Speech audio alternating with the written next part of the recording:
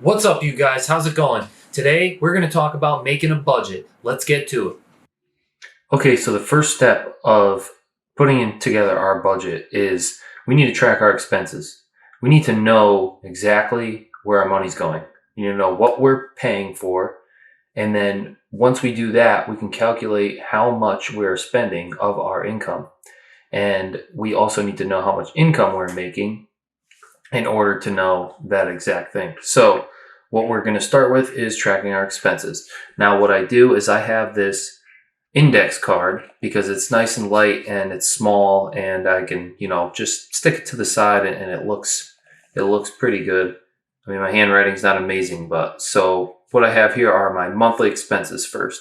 So the first thing I wrote is rent because that's usually on the first of the month. So I wrote my date of the month that it's due. I wrote the name of the bill and I wrote the amount.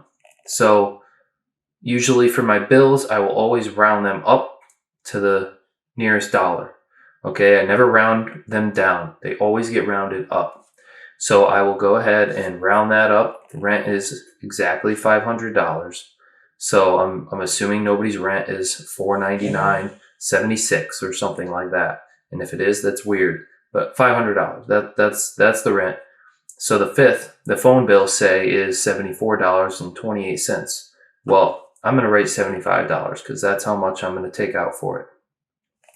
The 10th of the month, electric bill, $100. Electric bill is roughly $87. It's roughly $65. It's roughly, $90. But, who knows? It could be at the most $95. So I'm always going to have more money in there rather than trying to hold out less money, just so I know if the bill does go to its highest, that I have the money to pay for it. So make sure you check back on your records what your electric bills usually are and usually put an amount that you're going to save, which is a couple dollars higher than the highest it has ever been.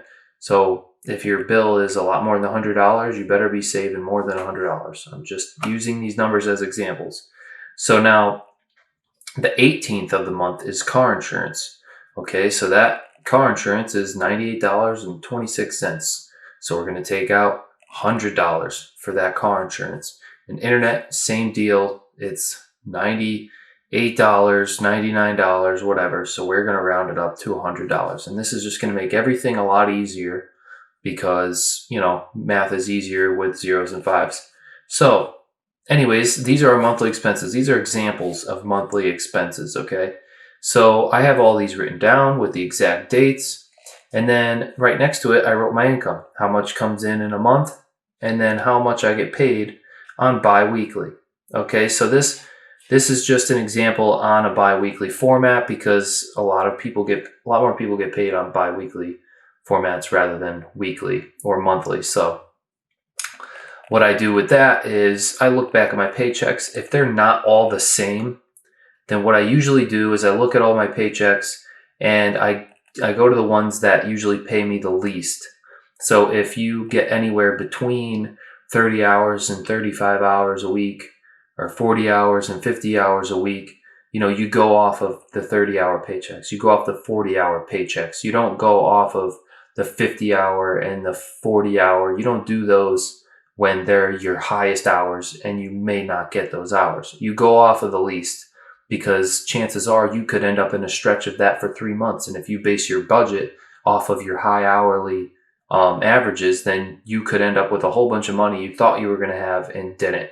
So as long as you do it this way, you'll never fail. You'll always know that you're going to have enough money. And when you do get those longer weeks, and you end up with more money, then you have more money to save, you have more money to put towards your debts, you have more money to put towards your investments, all sorts of things like that. So keep that in mind.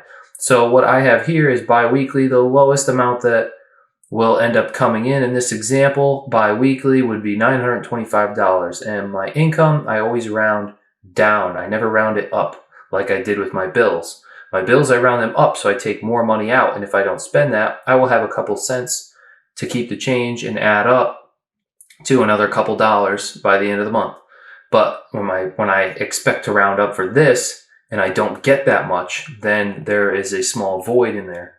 So you want to round down, assuming you're going to have less. So when you have the extra $1 or $2, that could add up. You never accounted for it. So it adds up to a couple dollars every once in a while. So that's a good way to look at it, so that you can keep things rounded, keep things even, make the math even, but you never screw yourself in the end. So I wrote $925 every 2 weeks, and monthly comes down to $1,850. So now lastly, I wrote my variable expenses. So my variable expenses are an accumulation of my annual expenses, my groceries, and my allowance for the 2 weeks, okay, since it's bi-weekly. So my annual, I put together things such as, like your car registration that comes every 2 years, emissions, car taxes, which everybody never budgets for, and things like annual subscriptions, like Microsoft subscriptions, or Adobe subscriptions, or anything like that. Amazon Prime, which everybody freaking has, and they pay annually, so they don't have to pay more monthly. So I add all those up, and I get $1,950, okay, for our example here. And then if I wanted to pay those and have an annual account, my variable expenses, let me just run this back. My variable expenses, I always pay every time I get paid into a variable expense, either account, or just if you have the mindset to save it in that account and remember where it came from, and you have it documented where it goes, you can save it in one account. But I prefer to save it in separate accounts or separate envelopes in order for you to know where the money is and why it's there, rather than, lumping it all together and then you have no idea why it's there. You forget, and then the bill comes and you're like, crap, I spent it for no reason, because you doubted yourself and thought you saved more when you really didn't, because usually you really never do. So anyways, annual is $1,950. So I divided that by 52 weeks, and then I multiplied it by 2, and I get $75 bi-weekly. Okay, so my groceries, it equals $300 a month that I spend on groceries. So I'm going to break that in 2 for my bi-weekly payments of $150 every time I get paid. Then my allowance, okay, say I spend $25 in gas a week, and bi-weekly that's going to be $50. So my splurging, okay, maybe a coffee here and there, maybe a breakfast sandwich on Saturday, who knows, $25 a week, okay, that's how much I'm allowing.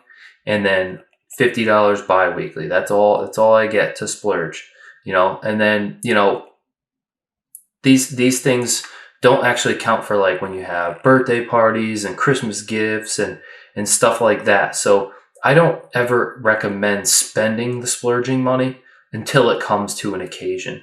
Okay, so occasions will come, and if you want to budget in your allowance for occasions, that's fine. What else you could do is you can add an occasion expense in your variable expenses, which I recommend. But just for this basic setup example, we're just going to write these really bare minimums. Say that you really don't have the money to do things like that, and you don't partake. You don't have a family. You're a Jehovah's Witness, whatever. Who knows? You put these things together, and just assume that occasions is part of our allowance for this example only. So coming together here. So now our total allowance with gas and our little bit of splurging is going to be $100 bi-weekly. Okay, so now we have all of our expenses put together here on this expense card. This is what we have. Okay, so this is what we're going to do to base our budget on this. All right, so I'm going to put that right there. And then next, we're looking at our pay. So we get paid bi-weekly, as I specifically had said before, $925.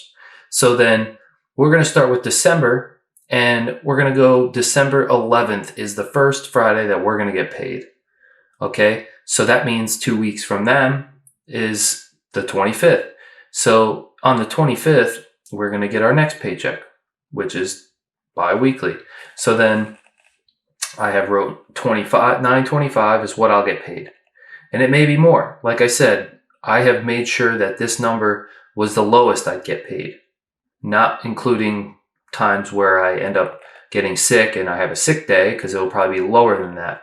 but we need to assume that we're never going to get sick and we're hungry enough to, stay healthy and not take days off for no reason and stick to our lifestyle strongly so we can succeed. Okay, so we have 925. This is just our example. 925. That's the lowest we're going to get paid, and that's also rounded down.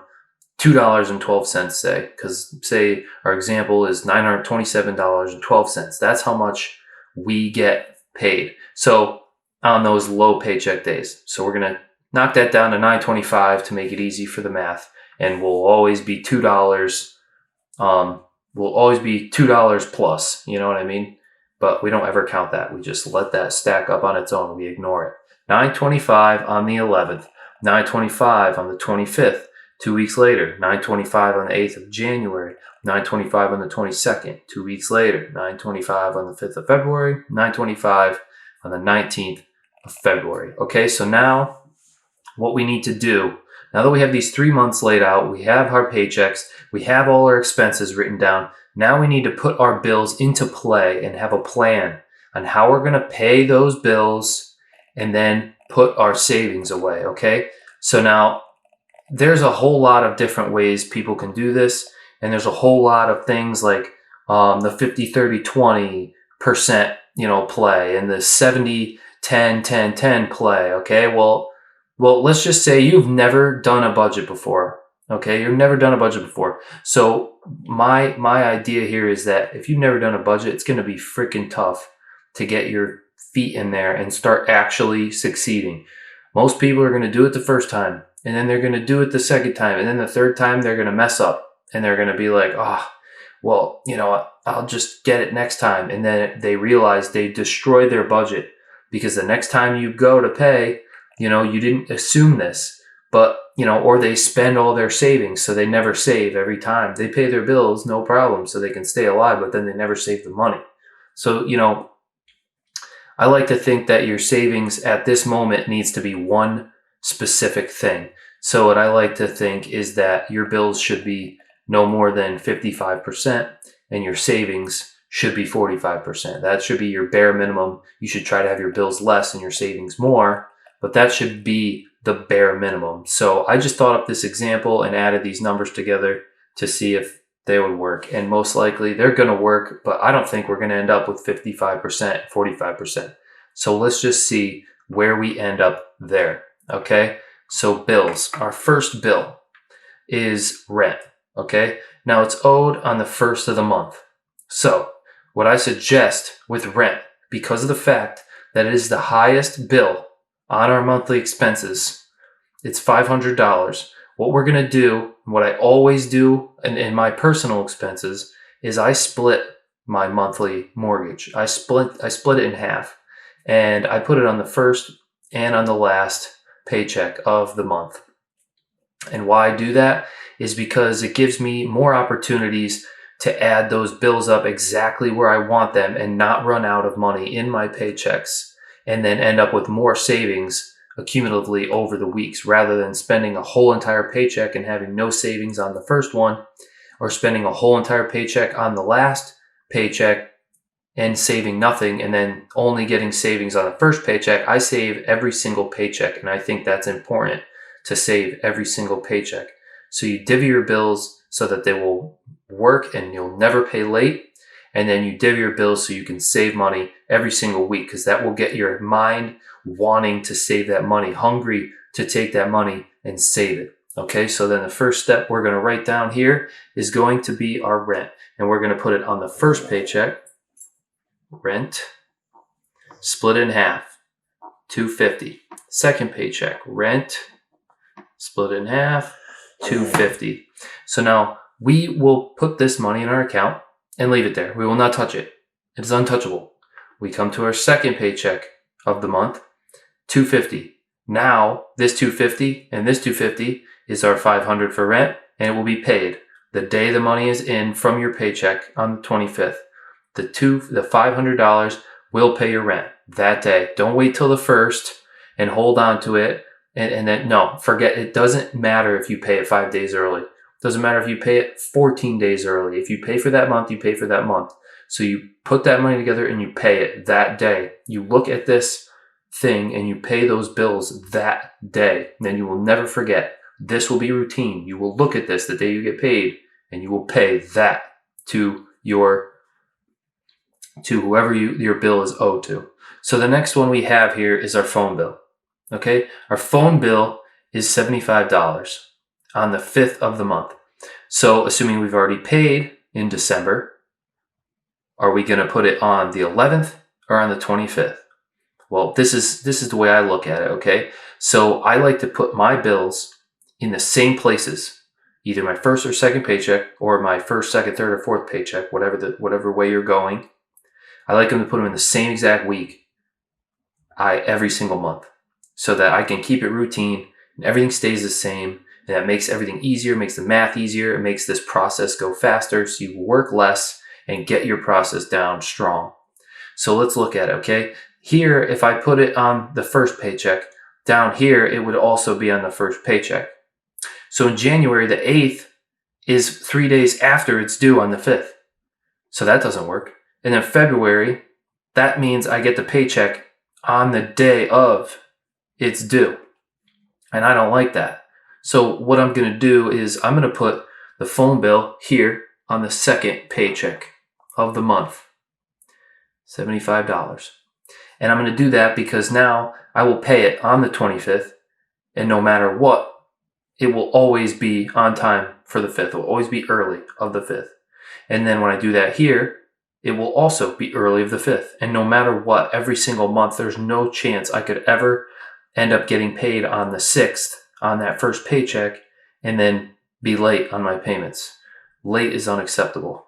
So I'm going to put it on the second paycheck, and that will always be on my second paycheck. So now we're going to do the next, which is the 10th, the electric bill. It's due on the 10th. It's $100, okay? So now we've already paid it in December, but now we're starting to think about January here, okay? So every month is always going to be a reflection of what we owe by January or the end of that month. So the first week we have rent still, it's the 11th. So now our electric's already paid on the 10th, all right? But the next time it comes around and we get paid on the 11th for that month, are we going to be able to pay that check on the 11th? Are we going to be able to pay that bill on the 11th? No, because it's due on the 10th. We don't pay bills on the 11th when they're due on the 10th. We pay them a week before that. So now when it comes to January, if we had our electric lined up on the first week, yeah, maybe we'll be two days early. 2 days early is okay, but the chance of it coming around to where we end up the 11th or the 12th or the 13th on our first paycheck of the month is, highly likely that it's going to happen at some point in time. So we don't want to leave our electric on the first week because we want to keep this same exact rotation. So it's impossible for us to be late on our electric bill if we write it in on the second paycheck week. So we're going to write that electric on the second paycheck, $100. Okay. So now our next bill is car insurance, and that's on the 18th of the month. So now chances are we might not end up with a paycheck on our first paycheck of the month any later than the 18th, because car insurance on the 18th, there's 14 days and 2 weeks. So chances are you're going to end up getting paid your first paycheck of the month before the 18th. Now, it might be possible that you get paid on the 18th, but we're going to have to worry about that when we come down the line. We can't always get every single one right, and you always need to reevaluate. You can't just assume that it's all going to work. When you refill out your next 3 months, you evaluate the dates, you make sure they're good, and then you move on. But this is going to help us do less work. So what we're going to do is we're going to write car insurance the 18th on the first paycheck now, because on the 11th, it's going to be 7 days early. On the 8th, it's going to be 10 days early. On the 5th, it's going to be 13 days early. Okay, we're well ahead of our allowance here on how much time we need to have our money before we owe our bills. So what we're going to do is we're going to write car insurance. I'm going to mark it CI for car insurance, $100. Okay, and now our last bill on our monthly expenses is our internet bill. So that's on the 21st. and that's $100. Okay, so now it's owed on the 21st. Okay, so can we pay it on the 25th of December? No, we can't. Can we pay it on the 22nd of January? No, we cannot. And can we pay it on the 19th of February? Yes, we sure could. But why would we choose to put that on the third month here when we could just put it on the first week paycheck on every single month, and it always works out every single time? So 2 out of 3 is not any good. So we're not gonna choose to do that. We're gonna put it on the first paycheck because we know no matter what, if we put it here and then we continue that process, we are gonna end up early with that payment every single month. So we're gonna write down internet, INT, $100. Great. So now we've written down all our monthly expenses. We're good, okay? And we've also calculated that we know that these bills can be paid on these exact first and second weeks of the month for all 3 months. So now we don't need to figure this all out for January and figure it all out for February. We could just copy this down now. So we're going to do it. Rent, $250. Rent, $250.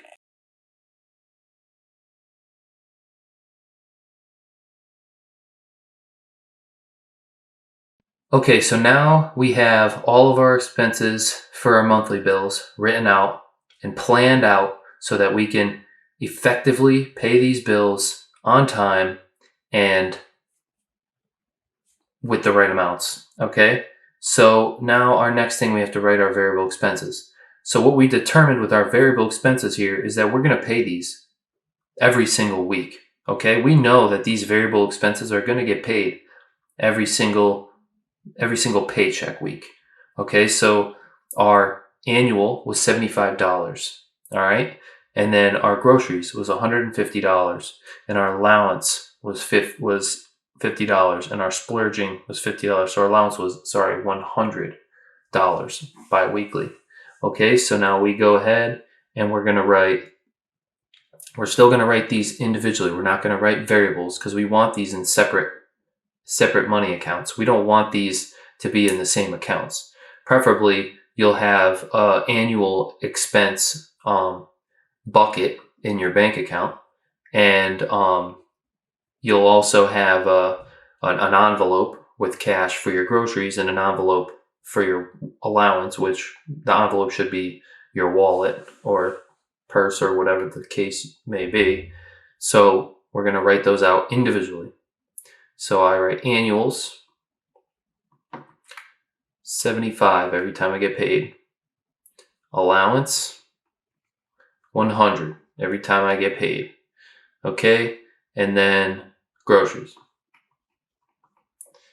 $150 every time I get paid. So boom. Okay, so now I have this all down: groceries, allowance, annuals, my internet, my car insurance, my electric bill, my phone bill, my rent. Okay, I've got all my expenses accounted for. Everything is jotted down here. Perfect, okay? So now it's time to do the math. It's time to see where we ended up. We know that we had all the expenses. We look back at our bank statements and we made sure that these numbers were right. We made sure that we had accounted for everything. We thought of everything. We got every bill throughout the year that we pay for. It took some work. It took some hard work, but we really want to make this stuff work. We want to be confident with money. So we have all of this together and correct, and it is written correct all the way up to this point. So now we need to do the math. All right? So now we're going to add up all of our bills for each week, and we're going to subtract that from our pay, and that will be our savings.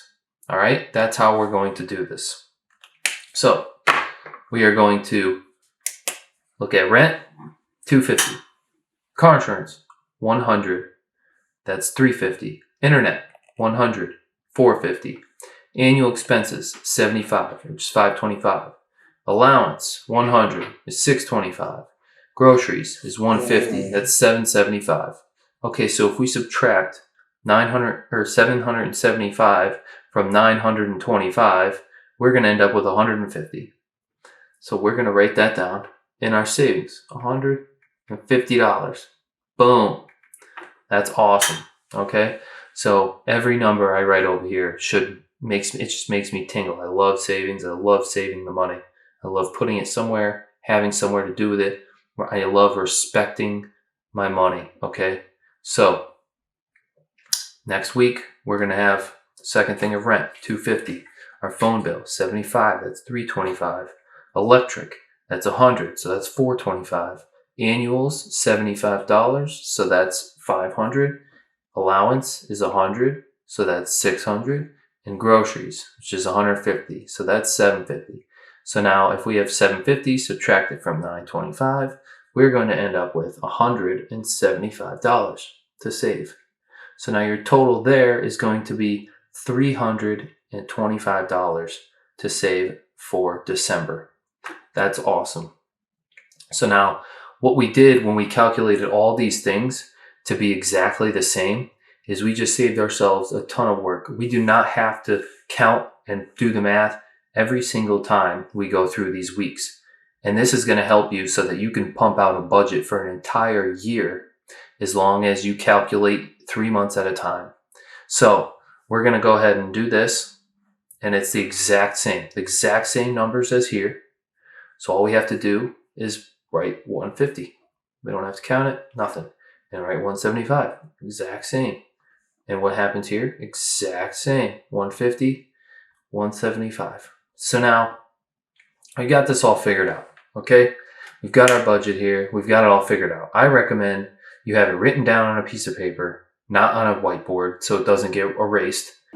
I personally put mine on my phone. So I have a little thing where I write my annual overlook is what I call my budget. And I put it in my notes, and then I just put all of that stuff that I wrote on the whiteboard. I just kind of simplify it a little bit, and I write it all down. I put where my savings go, because I have my savings going to separate things, which I would like to make a video about where savings should go at the end of your budget. But yeah, other than that, I prefer to have it on my person. So if I have no excuses, everybody always has their phone on them. So if you have it on you, that means your budget's always on you too. So, I prefer putting it on my phone, but just to get started, you got to write it down in order to know how to do it, because you're going to make mistakes. You got to erase it, whatever. And to see it with your own eyes is a good idea. So write it on the piece of paper, then put it on your phone and keep it with you, and make sure you're looking at it every single week. You got to look at your budget every single time you get paid. You need to be pulling out your thing, like, what am I paying this week? You got to look at that stuff every day, repetitively, and repeat the process over and over until it becomes first nature. For the second you get paid, before you even cash your paycheck, you just look at your budget. That's what you need to do. So just keep going. It's going to be hard. It's going to suck. And it's probably going to end up, being hard enough to where you fail. I don't know. You might fail, and then you have to keep going, and you'll fail again, and you have to keep going. Don't let the failures hold you from continuing to try and succeed. Those failures are going to lead you to success one day. As long as you keep going and you don't give up, just hold on and keep doing it. And hopefully you guys really want to have this budget and to feel financially confident. It's a really good feeling to have deep down. It's really good feeling to know that you're not struggling. You're not going to miss out on these bills. You're not going to lose your house. You're not going to lose your car. You're not going to lose your wife and kids. You're not going to lose anything. You got to be confident with finances in order to be happy in your life. And a lot of people say money's not happiness. Well, it ain't freaking going to help when you don't have any and you got nowhere to live because of it. So I'd say that maybe it's not happiness, but it is survival. That's what we need in order to live, in order to survive. So let's just make sure that we know what we're doing with it. We know more about it. Hit that like button if you like this video. Hit that subscribe button so I can show you more. And without further ado, goodbye.